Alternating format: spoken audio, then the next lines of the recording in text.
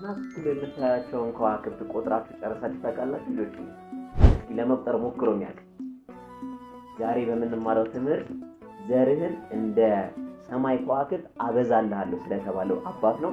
ከመጨረሻው ድረስ ቪዲዮ ተከታተሉ።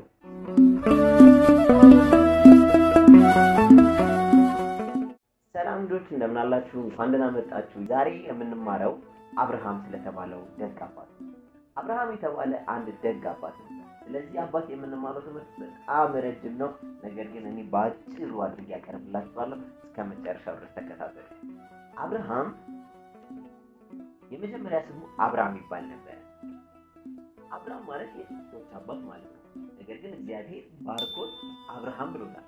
አብርሃም ማለት ደግሞ የብዙዎች አባት ማለት ነው። አብርሃም እግዚአብሔርን ያገኘበት መንገድ በጣም የሚያስገርምና ብዙዎችን የሚያስተምር መንገድ ነው። አብርሃም አምላክ ማን እንደሆነ አያውቅም ነበር። ተራራ አምላክ ይመስለው ነበር።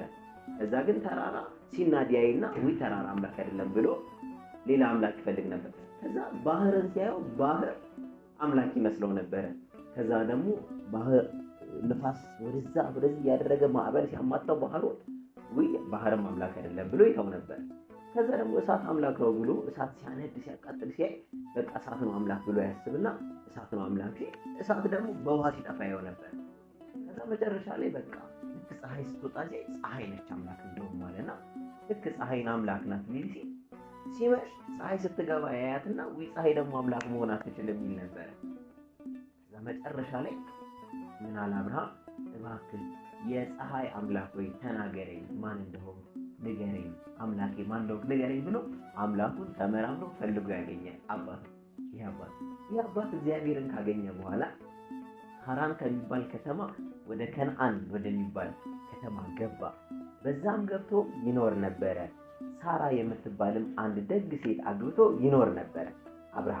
አብርሃም እንግዲህ በጣም ደግ የተባለ አባት፣ ምግብ ሲበላ እንግዳ ቤቱ መጥቶ ከእንግዳ ጋር ካልበላ በስተቀር ብቻውን እንጀራ የማይበላ አባት ነበር። ከምንም በላይ የሚያስገርም አንድ ነገር ልንገራችሁ ልጆች፣ አብርሃም ሥላሴ በቤቱ አስተናግዷል። በጣም እንግዳ የሚወድ እንግዳ የሚቀበል እንግዳ የሚያስተናግድ ሰው ስለነበረ ሥላሴ ቤቱ መጥተው ከሱ ጋር ምግብ በልቷል። እግዚአብሔር ወደ እሱ ቤት ገብቶለታል።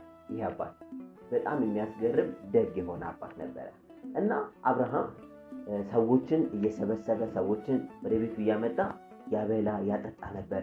ነገር ግን ይህን መልካም ስራ ሲሰራ ሁልጊዜ ጥሩ ነገር ስናደርግ ደስ የማይለው ሰይጣን ምን አደረገበት? አብርሃምን ወደ ቤቱ እንግዳ እንዳይመጣ መንገድ ላይ ሆኖ አብርሃም ቤት ሄጄ አብርሃም ደበደበኝ እያለ ሰዎችን ይመልስበት፣ ሰዎችን ያባርርበት ነበር። ከዛስ አብርሃም ቤት 3 ቀን ሙሉ እንግዳ ጠፋ። እንግዳ ሲጠፋ አብርሃም ደግሞ ካለ እንግዳ አይበላም ብያቸዋለሁ አይደለ? እንግዳ ሳይመጣ ስላልበላ አብርሃም 3 ቀን ሙሉ ምግብ ሳይበላ ተቀመጠ። ከዛስ ምግብ ሳይበላ ተቀመጠ። በ3ኛው ቀን ግን በዛፍ ስር 3 ሰዎች ተቀምጠው አየ። በዛፍ ስር 3 ሰዎች ተቀምጠው አየ። እነዛን ሰዎች ወደ ቤቱ አስገባቸው፣ አበላቸው፣ እነሱ ጋር በላ ጠጣ። እነዛ ሰዎች ማን ቢሆኑ ጥሩ ነው?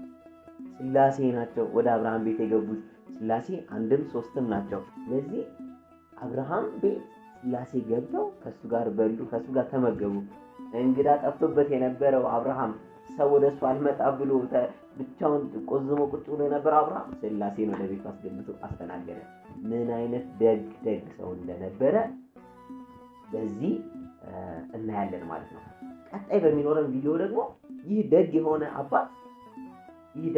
አባት በጣም ታዛዥ የሆነ ልጅ ወለደ። እንዴት እንደወለደው ማን እንደሆነ ምን እንዳደረጉ ደግሞ ቀጣይ በሚኖረን ቪዲዮ እንነጋገራለን እናያለን ማለት ነው። ልጆች ቀጣይ ቪዲዮ እንዲደርሳችሁ ሰብስክራይብ ያደረጋችሁ የደወሏን ምልክት እየነካችሁ ቀጣይ የሚለቀቀውን ቪዲዮ መመልከት ትችላላችሁ ማለት ነው። ልጆች ዛሬ በቀናል። ቀጣይ እንገናኛለን። ወስብሐት ለእግዚአብሔር።